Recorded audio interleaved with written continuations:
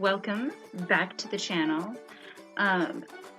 Today I would like to talk about something that's been going on social media that is tangentially related to my late diagnosed series. I want to preface this by saying I'm not naming names. The person this is about knows it's about them and doesn't care. They think that I need to be held accountable for something that they refuse to hold themselves accountable for. So, who this is about is not really the issue. The issue is because of my late diagnosis, I am not in a position to be an advocate for the community. I don't want to lead. I don't want to have a group or a following looking to me for what to do. I think a lot of people are confused. My lack of desire to lead does not constitute a desire to follow. And regardless of what this person says, it comes down to my refusal to follow blindly, even though I disagree with someone, and my refusal to allow someone else's issues to impact my space. That's why I'm making a video about this, to process my feelings, because it's just, the long and short of it is, it's utter bullshit that I was essentially told that I did something wrong processing my feelings about a situation privately, while this person made public posts that linked back to me that could have put me at risk. So for those of you who need to get caught up on the context, if you've been here a while, you know that this is a channel that is not only supports Amber Heard, but is heavily critical of the justice system that let Johnny Depp essentially destroy her life. Because here's the thing, she may be free, right? She may not have to go to court anymore or be seen in public anymore, but that doesn't mean we're not still dealing with the consequences of what happened last summer. I am still very much being put at risk for speaking up for Amber because of the intensity of the people who've turned out to support Johnny Depp. So, of course, I talk on my platform about Johnny Depp. I'm not shy about sharing how I feel. Here's the thing, I have my page set up where any information that could be used to dox me is blocked from the comments. Any information that could be used to dox my roommate or where my kids go to school, any of that information is blocked from my comments.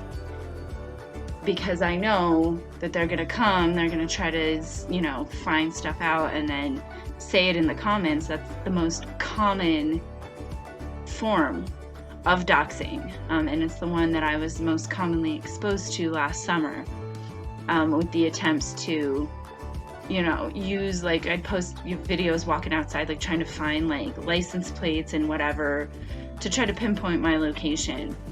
The people that I'm mutuals with know what I went through, but mutuals with both on Instagram and on TikTok, because it happened on both platforms. It wasn't unfortunately, it wasn't just TikTok, it was the entirety of social media last summer. So I shared a comment on one of my videos that was extremely misogynistic.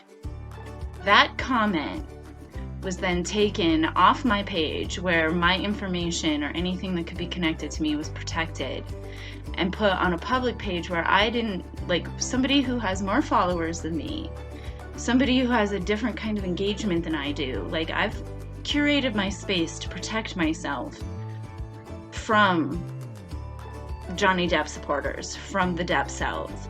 Like, I have a video up on this very platform about the Deptford wives and what they put me through. Like, be for real, guys. 100%. When I say it is not an overreaction, it is not an overreaction. Y'all know what being harassed is like. So when I say that it made me massively uncomfortable to have my videos taken and put, out there, pushed out there to, like, it was a comment taken from my video that could link back to me and my profile, my videos that, that were posted all over to be dragged and made fun of. And I experienced so much fucking transphobia and all that. And I didn't say anything because I didn't want to make a big deal about it, but I really feel very strongly that I was incredibly violated by this person.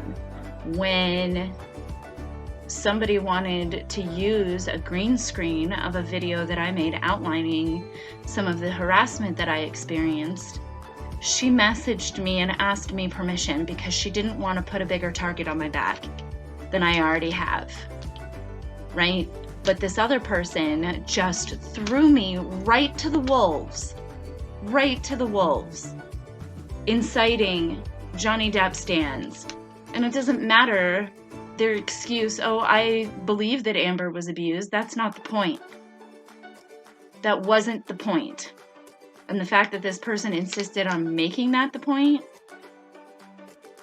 I lived and breathed this case and this trial last summer. I don't need anybody coming in and telling me that they know the details of the case better or getting mad at me because I say I don't care about certain details that you think are important that are against Amber. I don't need people saying, well, what about this? What about that? What about that? On this case, I don't need anybody stepping in and telling me that they know better, okay? The issue was the story about the aide or the assistant who was claiming that Amber physically abused her as well. If it bothers you that I believe Johnny Depp paid her to accuse Amber of hurting her, then by all means, unsubscribe. Don't follow me on social media, but that's the truth. That's the truth. Anybody who was on Johnny Depp's payroll at the time that they gave their stories about Amber can't be believed. They cannot be trusted. And, once again, I'm not going to apologize for believing that. It's not victim blaming to believe that somebody lied about circumstances, of the nature of circumstances, because they were being paid, right? We see what happens to anyone who stands against Johnny Depp. The idea that I'm a bad person or that I'm wrong because I refuse to let somebody else tell me about that, now, and this is the other reason why I didn't want to blow it up, because this person is very vulnerable and doesn't need to be getting dragged for being transphobic, because this is not about transphobia. What this is about is somebody who is so convinced, dead convinced, that they were right about a situation, that they didn't bother to make sure that they weren't going to say anything stupid when they were attempting to call me out. Because here's the thing. I made private videos where I didn't even name this person. Private videos trying to process what happened. I didn't name names, I didn't sling mud, I didn't say anything other than just, this is how I feel about what happened. I have nothing to be accountable for. But this person was so fixated on proving me wrong that they didn't bother trying to check the facts or check to make sure that they weren't tilting at windmills that didn't exist, or they weren't misgendering me, which is what happened. And that's really where I was put at risk. And then when I tried to process the fact that somebody I thought I could trust is the one who put me at risk, they got even more angry. Like, I'm sorry, if you are somebody who's at risk, you don't have really the luxury of getting on Beyonce's internet and trashing people.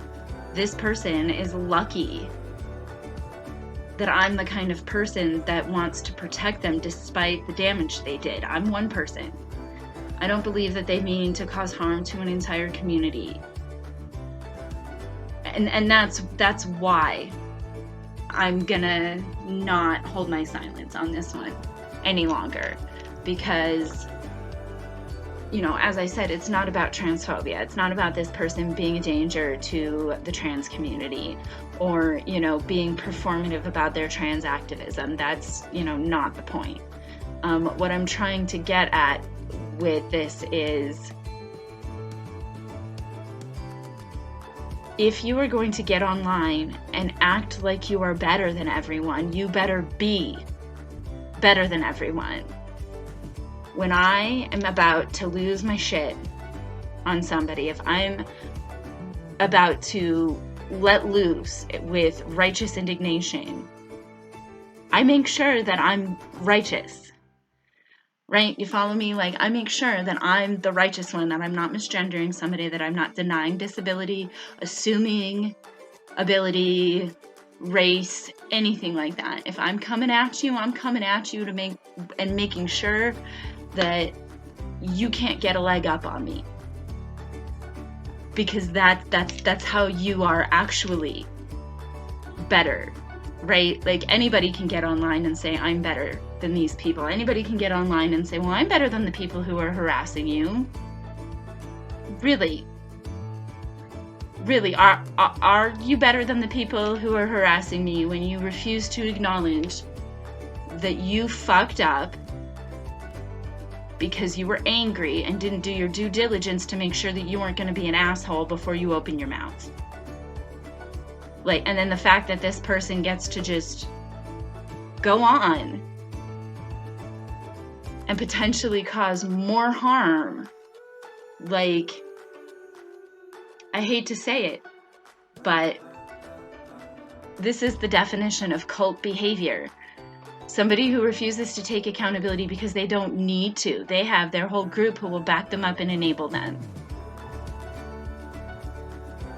I was misgendered, and when I said, I'm not going to accept the apology until you acknowledge why you made this stupid mistake in the first place, I was accused of weaponizing my trans identity by somebody who doesn't identify as trans.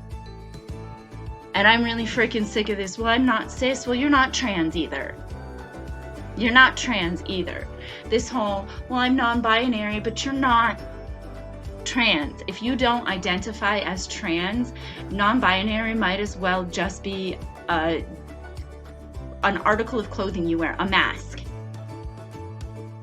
Right? Because if you still identify with your gender at birth, really you're just gender non-conforming. Like, I don't even know what the substantial or fundamental difference between being gender non-conforming and being non-binary is in the first place, especially if you're non-binary and don't identify as trans. So the fact that I sat on this for so long, right? It's been 2 weeks, I think. It's been a week and a half. 2 weeks. And I wasn't going to say anything because I really didn't want to blow this up. But the more I thought about it, the more I was like, look, I keep seeing this person everywhere I go, and I keep seeing this person being held up as, oh, they're so pretty, they're so gorgeous, they're so bad, they're so, they're the best communists, they're the best everything. And that's cult behavior.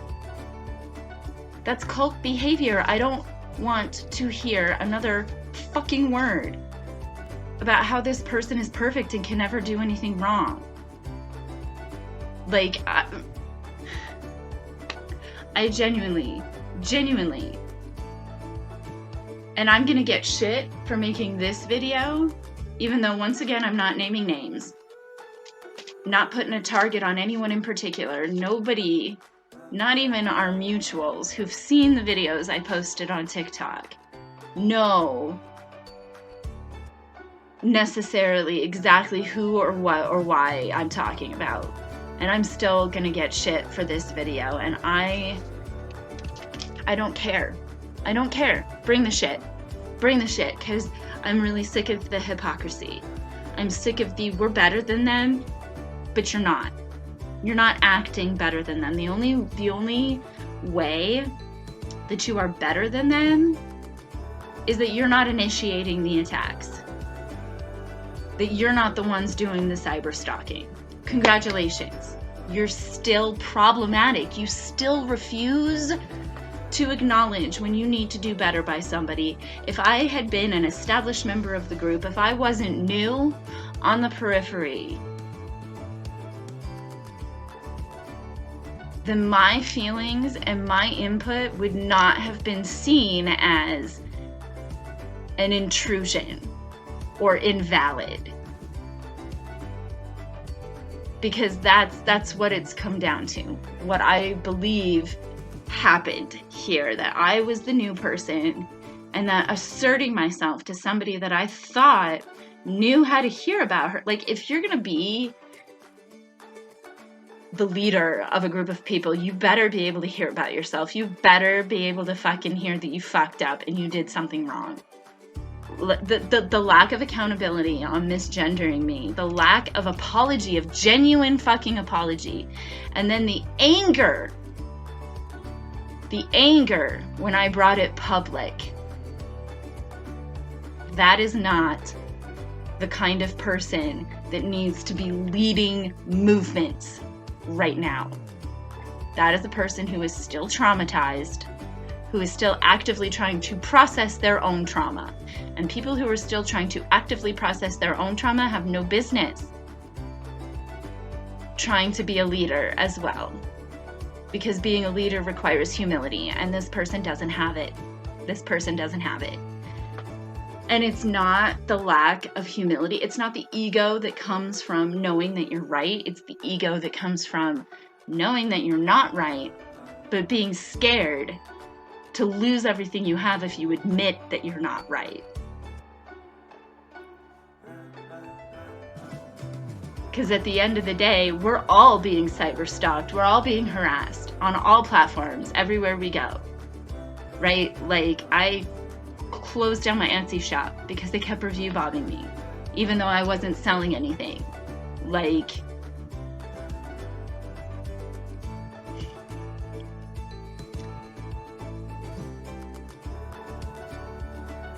I wanted to join this group because I thought that it was going to give me a tangible way of building community and making friends while the world falls apart around us.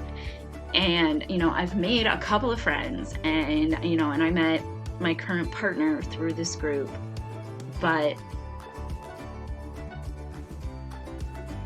there's nothing useful that's coming from the existence of this group. Especially not if the so-called leader is not willing to listen when she fucks up. Because it didn't have to come to this. It didn't have to come to me blocking her. It didn't have to come to me feeling like some kind of way about how performative this group is.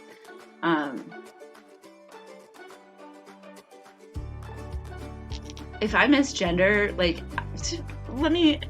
for example, I made a video talking about Hannah Gadsby, and I accidentally misgendered them, right?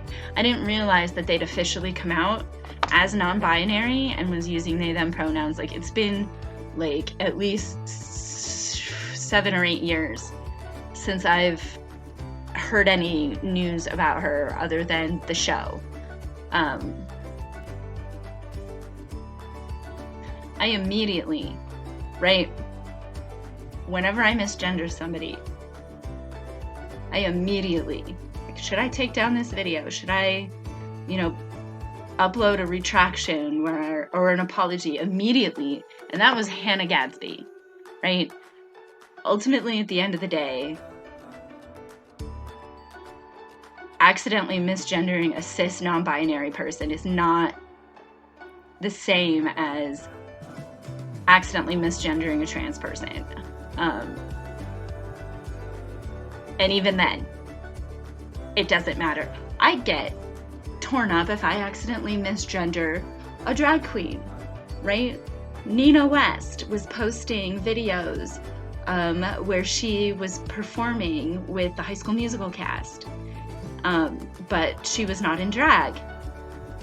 And so I was like, oh, fumble. I used she, her, and then I was like, oh my God, but you're not in drag. Do you prefer he, him when you're not in drag? And she came in and she, her is fine even when I'm not in drag. It's okay. Like, to accuse a trans person of weaponizing their identity after you misgendered them as a gotcha in an argument, right? We're both autistic women. No, we're not. And here's the thing. If she's a woman and I'm not, if she's cis and I'm not, that means that she has privilege and power over me in that dynamic. Talk about weaponizing.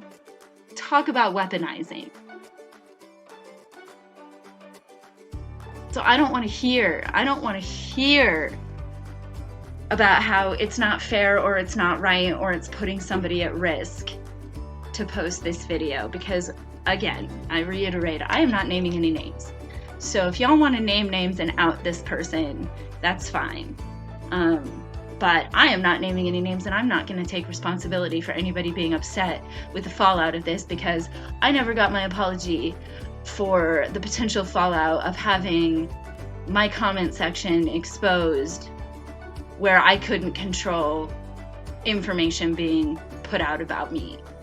Like, until I get an apology for that, I'm not going to apologize for anything. I'm not going to apologize for shit about that Grey's Anatomy quote, right? I am not going to apologize for how I chose to repair what you broke.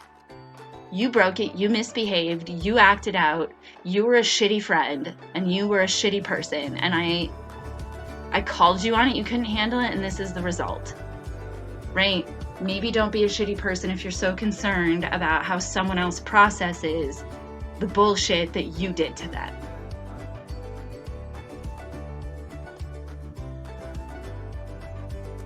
Because ultimately, what this started with was somebody who refuses to see me as an autistic with mid-support needs, right? I'm very well spoken because I was late diagnosed, right? I'm able to mask my autistic accent because I was late diagnosed. This insistence that I am worse off or better off than anybody else because of my circumstance, because of my home, because of my job, no. I'm just as autistic as the next person. And it's funny. I say we are a largely holistic group. And this person hears that I'm saying that she's not autistic. Cult behavior. That's cult leader behavior. likening yourself to the entire group. Like, I wasn't talking about you. I didn't say you specifically. Interesting. Interesting.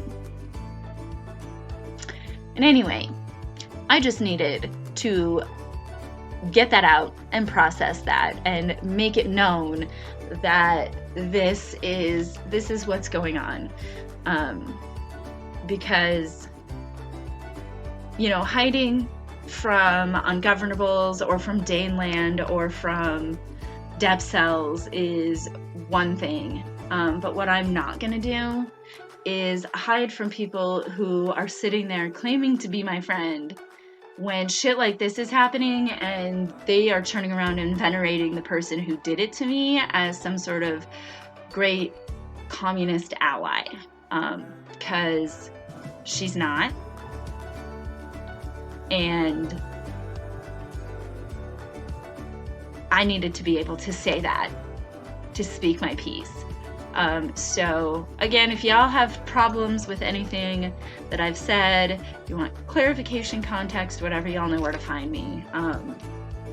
I have not decided as of recording this whether or not I will leave the comments open. I'm not sure that I can handle getting this on in the YouTube comments and on social media.